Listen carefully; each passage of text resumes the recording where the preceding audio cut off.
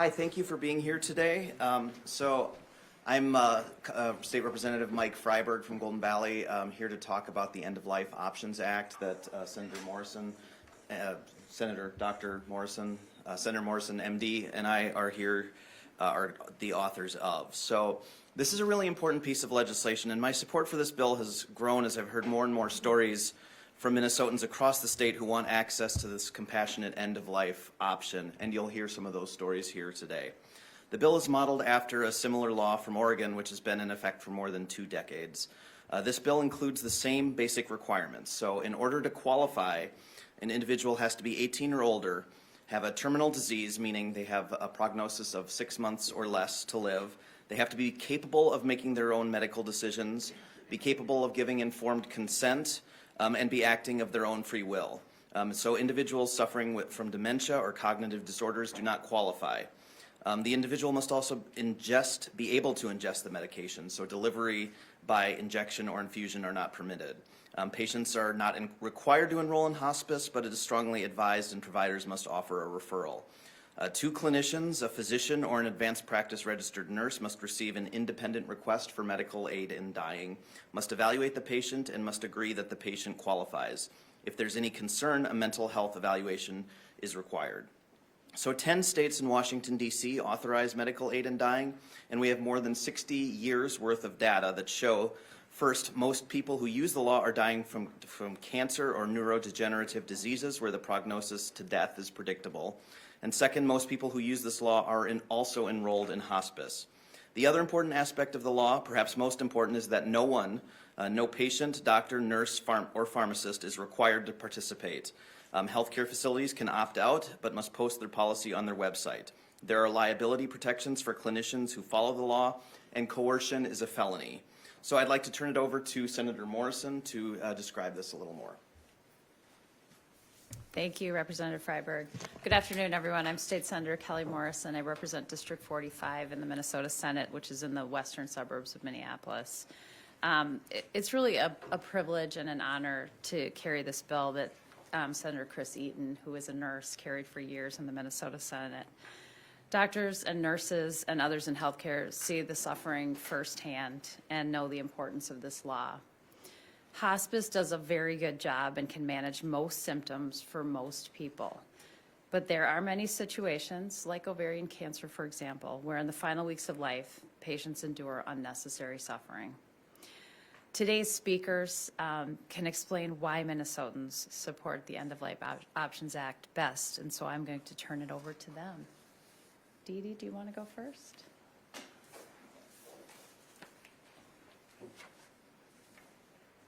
Should I take my mask off? Whichever you prefer. Doesn't matter. Okay. Hi, I'm Dee Dee Wells. I've had 3 surgeries in the last 6 days. So my brain is a bit scrambled from all the anesthesia. So I'm going to read my story, probably not terribly well. But, I'm here to ask lawmakers, please, to advance the Minnesota End-of-Life Options Act this year. When I was 27 years old, I watched my mother die of ovarian cancer. It was a horrible experience for her and me and my siblings. If you've never experienced ovarian cancer, it isn't pretty. She was in pain for months, had debilitating bowel obstructions, and wasted away to skin and bones. 40 years later, I find myself facing the same diagnosis. Fortunately, medical care has come a long way. I've undergone surgeries, multiple rounds of chemo, and held the disease at bay for 2 years. But recently the cancer has recurred, and few women in my situation live more than 5 years. I know what lies ahead, but I remain hopeful and plan to make the most of my life. But I know that I would feel great relief in knowing that I have a peaceful alternative to the agony my mother endured. Just knowing that I could get medication for a peaceful death, if needed, would free me up to enjoy my life and face my future with a sense of control. That's why I'm fighting so hard for this legislation. I have the right to control my own body, And now as I approach the end of my life, it's wrong for Minnesota lawmakers to be able to take this decision away from me. We make choices about so many other parts of our lives, and this is the last and biggest choice we'll make. I don't have time to wait. This is urgent for me and so many other terminally ill Minnesotans. I beg lawmakers to take action now. Thank you.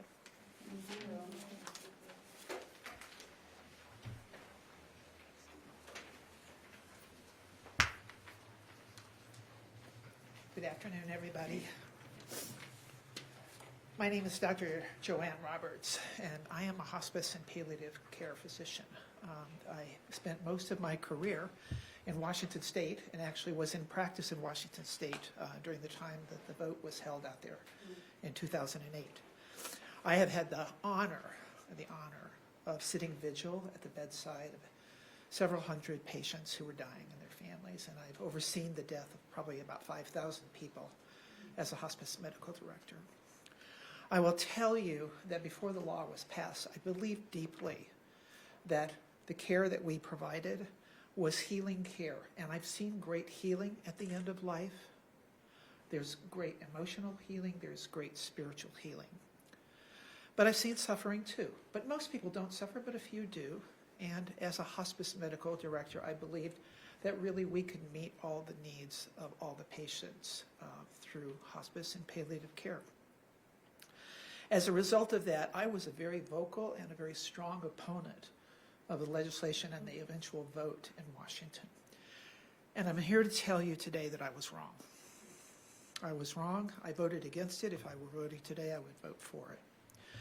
And I say that because I've watched what's happened in Washington. I stayed in practice after the law was passed, and what I saw really was a law that was used conservatively, it was used compassionately, and it was used thoughtfully by people. As you know, as we talked about, this is a law where you have to have agency yourself to engage in the law. It's not a doctor's decision. It's not a family's decision. It's not a caregiver's decision. It's your decision. And secondly, it's about having a terminal disease. So there's no question that these are people who are at the end of their lives, and that is written into the law.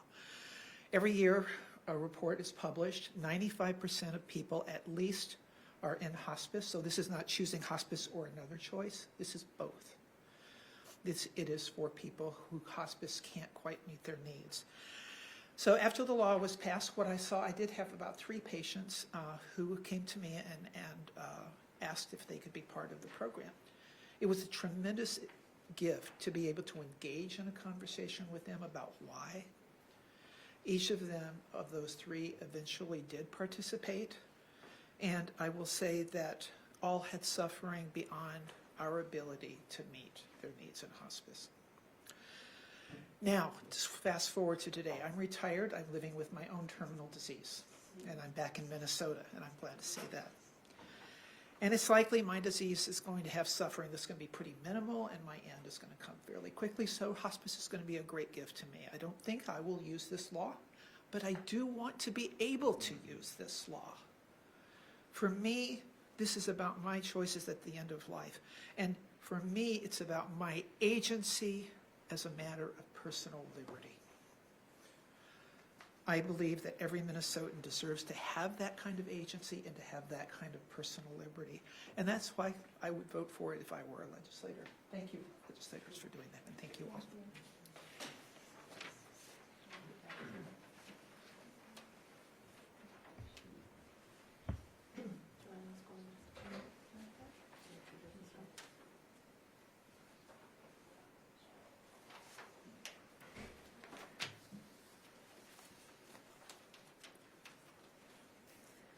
Put my glasses on here.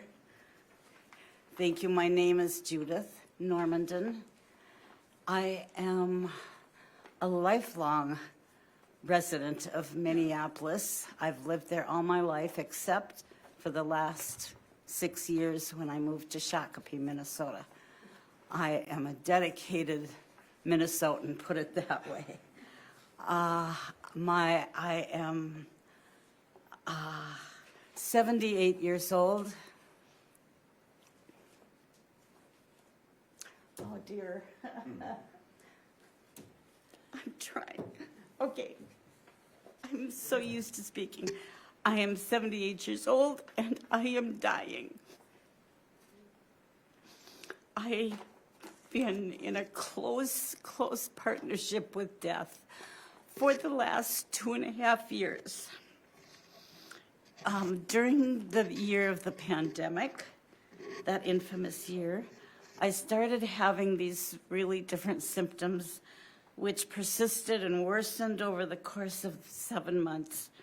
And finally, in October of that year, I ended up in the hospital, emergency room, and I can't read my notes.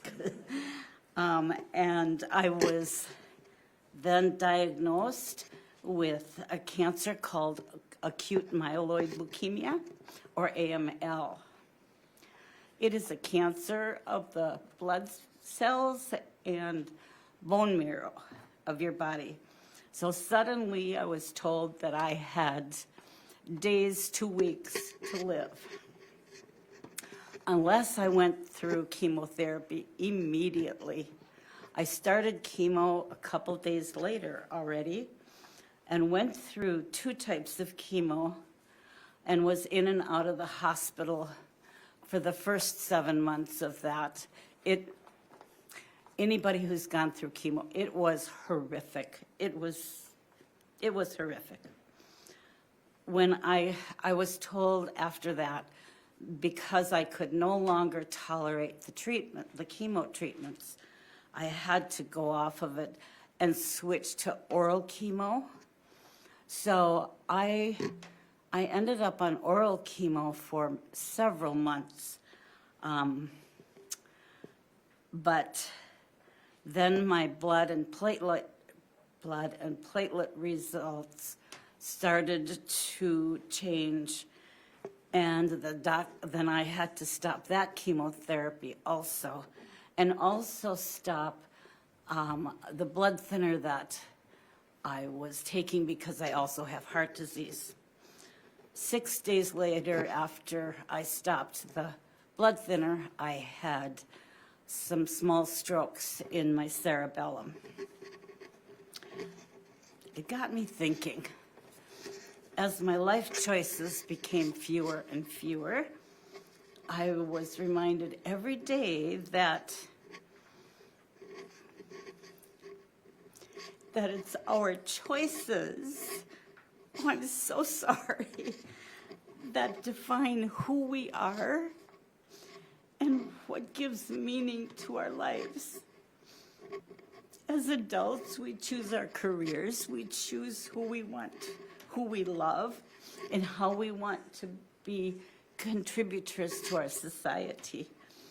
Through all those choices that we have made, my own personal choice was to become a teacher of special needs students these kids are blind or have low vision, and also students who are on the autism spectrum. And I was blessed to be able to work with these students for 30 years, not only just locally, but statewide and nationally, and even internationally in South Africa and Zimbabwe.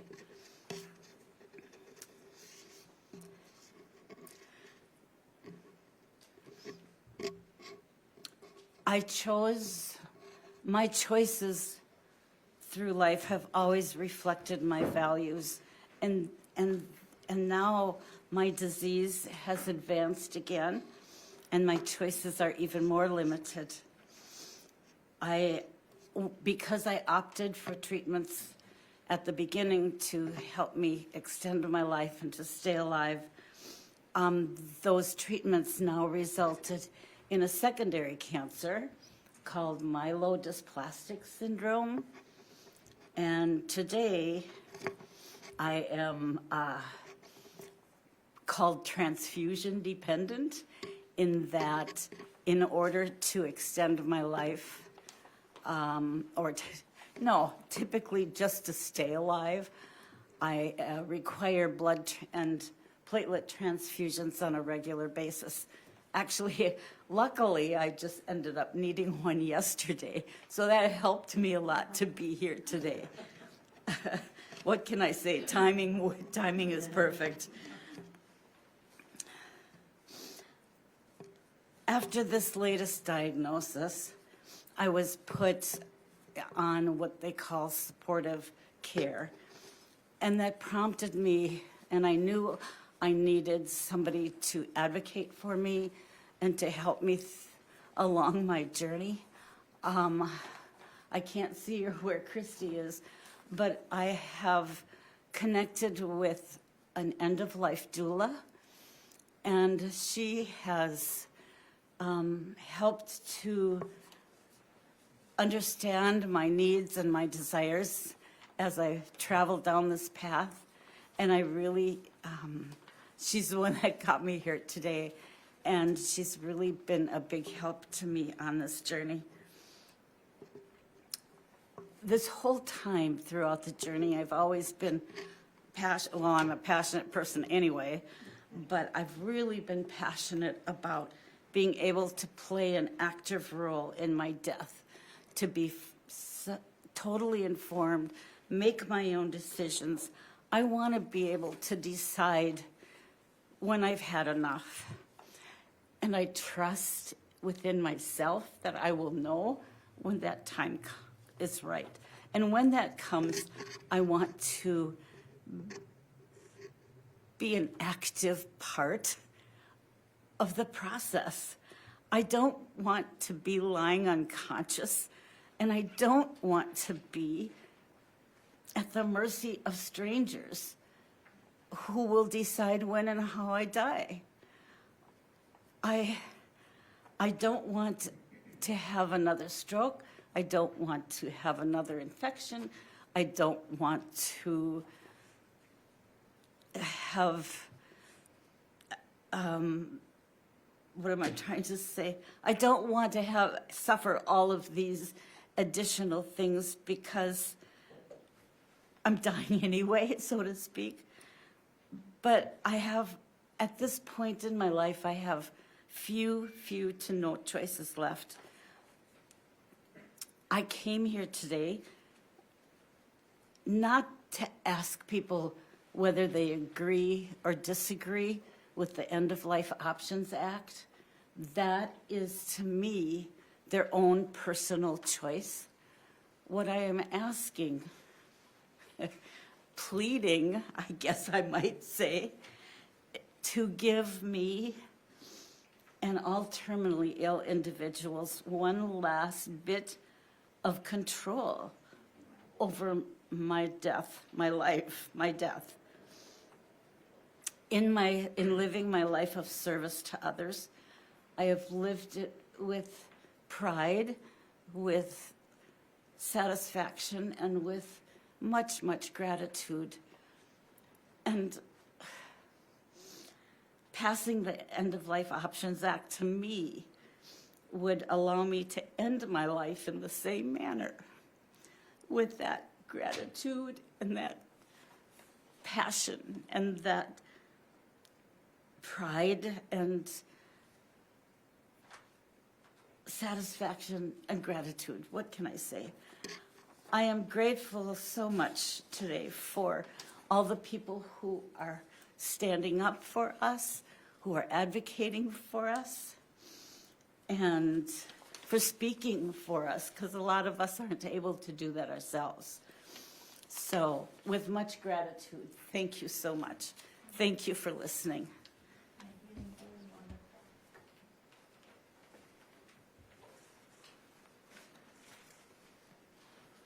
Thank you, Judith. Really? Oops, I left my, sorry. Good afternoon, and thank you for hearing us today. My name is Christina Ogata. I've been living in Minnesota my entire adult life. I like to say I came here for college and got frozen in. And I currently live in the great and growing community of Hugo, Minnesota. It was first my mother and then my brother who showed me what it means, what these statements mean, to die on your own terms. My mother was a vibrant force of nature until she suffered a stroke at the age of 93 in 2017. She was an ordained minister, a college professor in theater, and a lifelong adventurer and learner. She had also cared for my father, a United Church of Christ minister, as he endured a protracted death from Alzheimer's 5 years earlier. His last years profoundly influenced her later decision, after her stroke, to voluntarily stop eating and drinking rather than prolong the inevitable. I was with her visiting by chance when she had the stroke, and so I was there where she lived in Denver. I remember how happy and at peace she was when she told me of her decision. She had just finished a phone call with her minister. She was still in the hospital at that time. Her minister supported her. She was clear and resolute. She said, "I've had 93 good years.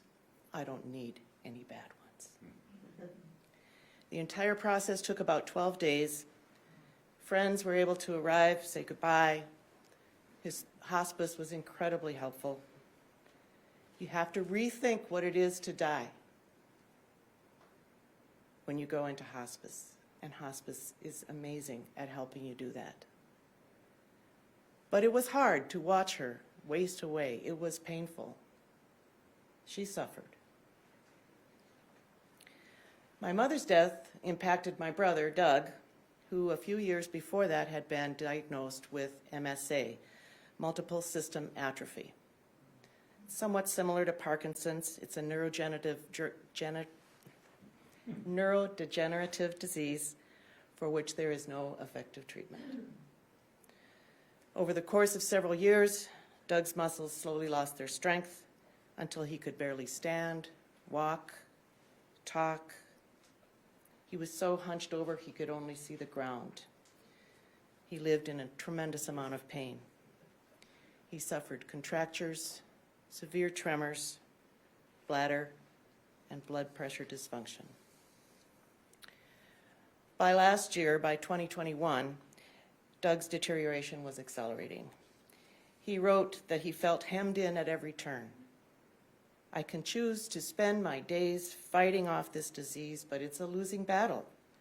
A good life should be more than enduring various therapies in a futile attempt to keep them at bay," as you have just heard from these other speakers with me today. Doug was very relieved when New Mexico in 2021 passed its End-of-Life Options Act. He wanted to die in the sunshine and warmth of his chosen home, and this new law made that possible. In his words, "I've lost control of my life, but I can take control of my death." In preparation for his death, he invited each of his siblings to visit him one-on-one as he explained his choice to use medical aid in dying. He had spoken with multiple doctors who agreed that he qualified. The terms in New Mexico are the same as the bill here in Minnesota. As he neared his 73rd birthday, he chose a date to ingest his medicine. And over the course of a week prior to that date, our family celebrated Doug's life while he was still living. We played music, told stories, looked at old photographs. He was able to be part of his own celebration of life. On January 29th, a year ago, the doctor arrived. The doctor presence is incredibly helpful as well. Not there to assist, but there to assist if something goes wrong. We all sat with Doug in his bedroom, reviewing the process in detail. We then all sat in a semicircle around him as he ingested the medication, and he gave us a narrative as he experienced the medication. First reaction was, "Yuck." And then, in what seemed like less than a minute, He said he felt dizzy, and he lay down. For a few minutes, he continued to tell us how he was feeling.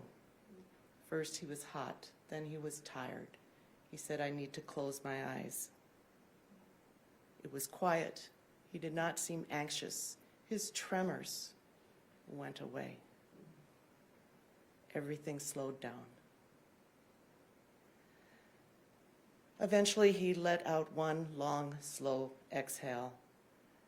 The doctor declared that was his last. From ingestion to death was less than 20 minutes.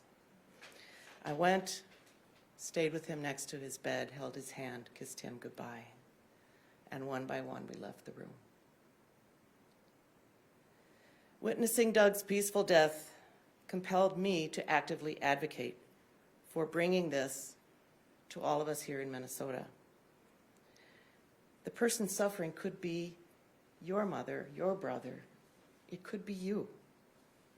So I'm joining Dee Dee, Joanne, Judith, and the legislators here in asking lawmakers to pass the End of Life Option Act so we all have that option to have a peaceful death. Thank you so much. You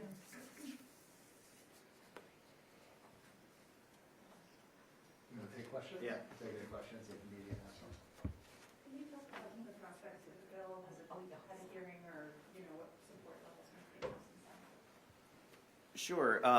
Yeah, and Senator Morrison certainly can talk about the Senate as well. It shouldn't be a partisan bill, but it does tend to be supported more by Democrats, I would say. So the fact that the Senate is now under the control of the Democrats, I think will be helpful.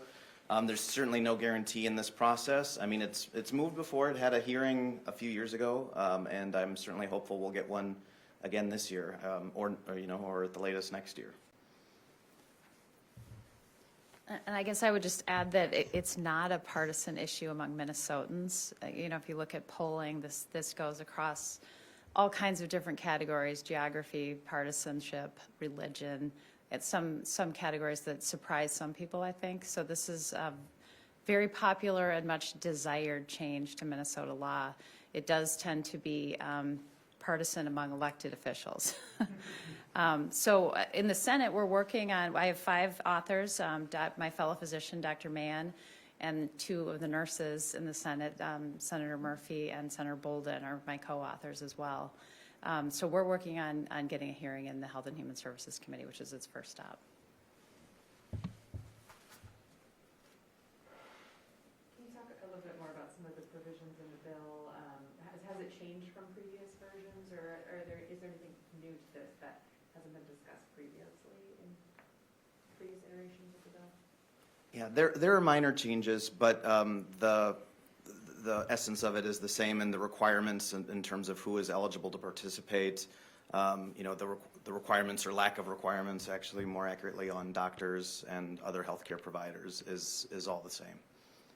Let me ask if you said healthcare providers might be able to either decide they want to have this as a policy or not. Is that something that they could just kind of opt in and out of as they see fit, or is it like a one-time decision that they have to make? Either. No one is forced to participate, whether they be providers or patients. But I believe the law has a provision that there needs to be a stated policy so that patients understand what their options at a facility would be. But no provider is forced to participate. While you're up there, could you talk a little bit about sort of physicians and colleagues and sort of where this issue is at in the medical community as well? Yeah, I think there's a lot of support in the medical community. This has been around for a long time. How long? 25 years out west, without any abuse, which I think is one of the concerns that some of the opponents bring up. Healthcare providers see people at the end of life, and they see the ways that some people suffer as they reach the end, and see that this would be an option that would be helpful to some of those people. So the medical community in general is supportive and on board. There are some exceptions, of course, but in general, the medical community is very supportive. And while I'm up here, I just really want to thank the people who came to share their very powerful and very personal stories today. It's hard to stand up here and share something so personal. And I'm just incredibly grateful to all of you for doing so. Thank you. Any other questions? If not, we'll wrap up. Thank you. Thank you.